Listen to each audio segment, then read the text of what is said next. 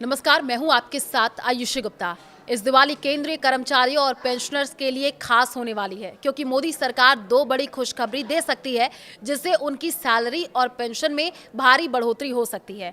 सबसे पहला, महंगाई भत्ता यानी डीए में बढ़ोतरी होने की उम्मीद है और दूसरा, 8वें वेतन आयोग 8 पे कमीशन की दिशा में कदम बढ़ाया जा सकता है। अगर ये दोनों फैसले होते हैं तो लाखों कर्मचारियों और पेंशनर्स की सैलरी और पेंशन में सीधा फायदा होगा। महंगाई भत्ता, डीए में 3% बढ़ोतरी की संभावना है, मिलेगा एक्स्ट्रा पैसा। महंगाई की भरपाई के लिए सरकार अपने कर्मचारियों को महंगाई भत्ता यानी डीए देती है। हर 6 महीने में इसमें बदलाव होता है। पिछले बार मार्च 2025 में डीए में 2% का इजाफा हुआ था, जो 53% से 55% हो गया था। अब खबर इस बार डीए में 3% की और बढ़ोतरी की हो सकती है, यानी 1.2 करोड़ से ज्यादा केंद्रीय कर्मचारियों और पेंशनर्स को फायदा होगा। मीडिया रिपोर्ट्स के मुताबिक अगले महीने महंगाई भत्ता में 3% की बढ़ोतरी की संभावना है। इसका मतलब ये हुआ कि मौजूदा 55% डीए बढ़ करके 58% हो जाएगा। हालांकि सरकार की ओर से अभी कोई आधिकारिक जानकारी इस पूरे मामले पर नहीं दी गई है।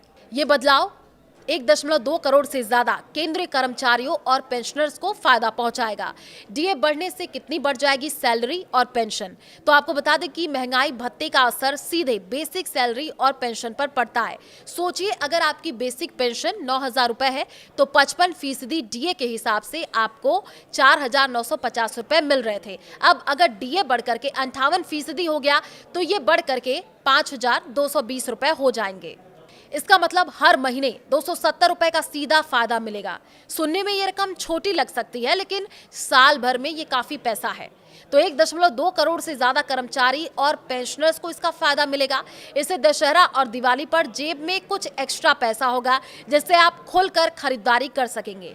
8वां वेतन आयोग 8 पे कमीशन पर अपडेट आई है। सरकार ने 16 जनवरी 2025 को 8वें वेतन आयोग के गठन की घोषणा की थी। सूत्रों के मुताबिक दिवाली से पहले इसका टर्म्स ऑफ रेफरेंस तय हो सकते हैं और आयोग का गठन पर मुहर लग सकती है। इस कमीशन का काम यह तय करना होता है कि आने वाले सालों में सरकारी कर्मचारियों की सैलरी, भत्ते और पेंशन कितनी होनी चाहिए। माना यह जा रहा है कि आयोग में 6 सदस्य होंगे। वेतन आयोग को रिपोर्ट देने के लिए आमतौर पर 15 से 18 महीने का समय लगता है। इस बार कोशिश है कि इसे 8 महीने में ही पूरा कर लिया जाए ताकि 1 जनवरी 2026 से नई सैलरी और पेंशन लागू हो सके। अगर ऐसा हुआ तो सभी कर्मचारियों और पेंशनर्स की सैलरी में एक बड़ा उछाल देखने को मिलेगा।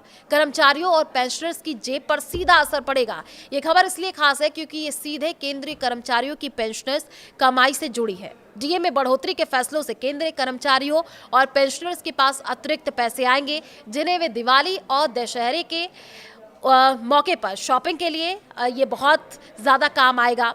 और ये उन लोगों के लिए भी राहत भरी खबर है जो हर महीने सैलरी और पेंशन का इंतजार करते हैं।